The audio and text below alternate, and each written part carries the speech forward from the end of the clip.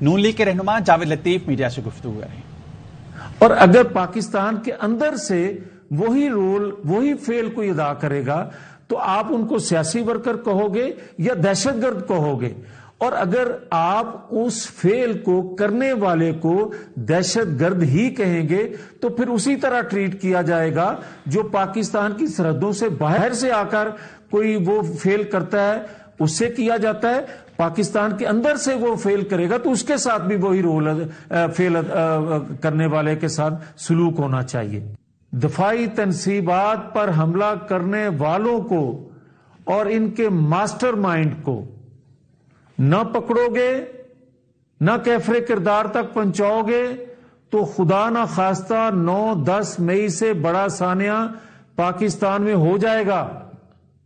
آج بھی جو کچھ کیا جا رہا ہے ان کی اکثریت کا اسرائیل سے کیا تعلق ہے؟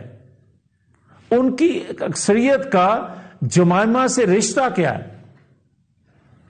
پھر کوئی یہ راز کی بات ہے کہ جب پاکستان کو نیوکلیر پاور بنانے والے، دھماکہ کرنے والے کو آپ ہائی جیکر بناتے ہیں، سزا دیتے ہیں، اس وقت اس سینٹ سے کتنے خطوط آئے؟ جب آپ نے سی پیک کا پاکستان کو تحفہ دیا تو اس وقت اس کو ہٹا دیا گیا تحفہ دینے والے کو، محسن پاکستان کو، جس کو آج پوری پاکستانی قوم اقرار کر رہی ہے، اعتراف کر رہی ہے کہ 2017 میں جو 450 لوگوں کا پاناما میں نام تھا، جس کا پورے افسانے میں ذکر نہیں تھا، اس کو تو سزا دے دی۔ 450 لوگوں کا آج تک کسی نے حال نہیں پوچھا۔ اور پھر جب اس کو ہٹایا گیا، جو ایک منصوبہ بندی کے تحت ہٹایا گیا، خط تو اس کے لیے کوئی نہیں آیا۔ دفاع کو مضبوط کرنے والے کے خلاف پھر عالمی قوتوں کی، ان قوتوں کی سازش کے سہولت کار پاکستان کے اندر سے اداروں میں بیٹھے کام کرنے والے سہولت کاری کرتے ہیں تو یہ نوبت آتی ہے۔ اگر اس وقت لانچ نہ کیا جاتا اس شخص کو تو آج پاکستان کی دنیا بھر میں جگ ہنسائی نہ ہوتی۔ آج ہم یہاں بیٹھ کے مقبوضہ کشمیر کی بات کرتے، ہمیں آج یہ کہا جائے اور یہ کہتا رہا کہ آزاد کشمیر پر خدا نہ خواستہ وار ہوا تو ہم جواب دیں گے۔ ہم نے کبھی تو تصور بھی نہیں کیا تھا کہ آزاد کشمیر کی طرف کوئی میلی آنکھ کر کے دیکھے گا۔ ہمیں یہ راستہ دکھا رہا تھا، اور جب یہ امریکہ سے واپس آیا ٹرمپ سے مل کے تو اس نے کہا، اور جس طرح اس کا استقبال ہوا، اس نے کہا کہ جناب وہ میرا پارٹنر ہے اور میرا دوست ہے، میں نے اس کو منصب مقرر کر لیا۔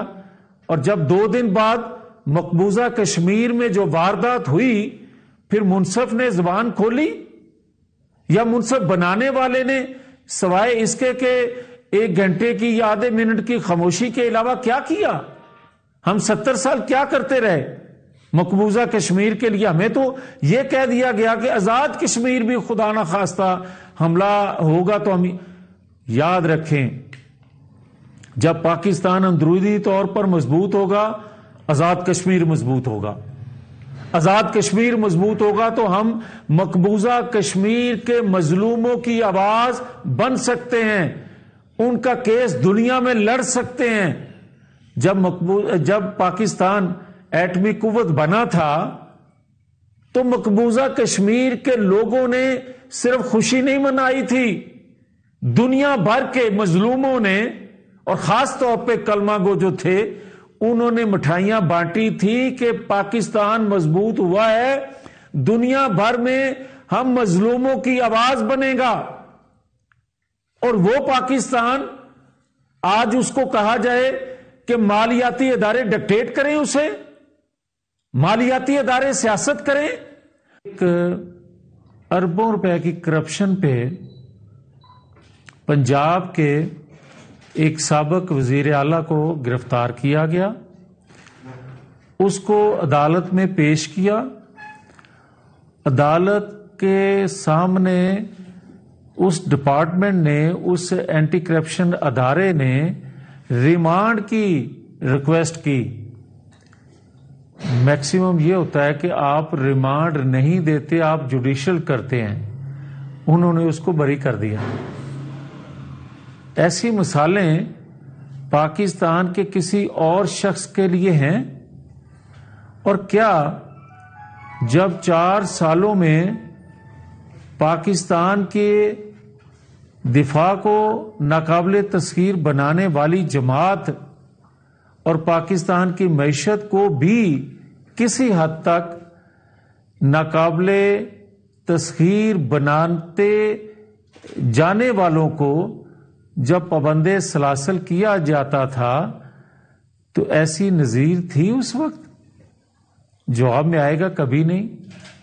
और जब 2017 के किरदार आज सारे नंगे, किसी ने आज खुद नोटिस लिया कि 2017 में जो कुछ किया गया था वो गलत था।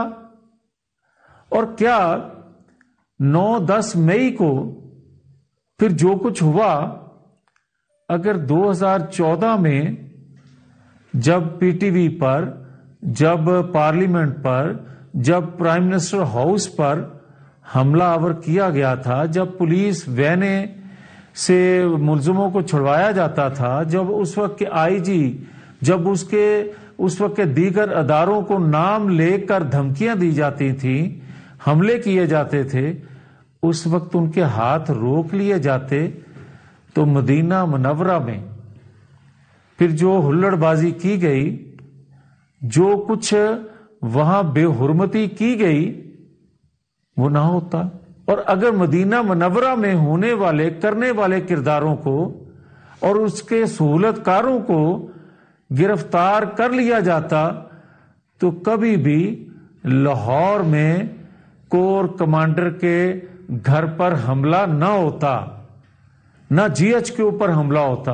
वो जो साजिशें आलमी और पाकिस्तान के अंदर से सहूलतकारी जो होती थी, उसका खात्मा इंशाअल्लाह ताला ये 3 चीफ इकट्ठे हो जाएं तो आने वाले दिनों में पाकिस्तान 2024 और 2025 में 2017 का पाकिस्तान बन सकता है, तरक्की कर सकता है।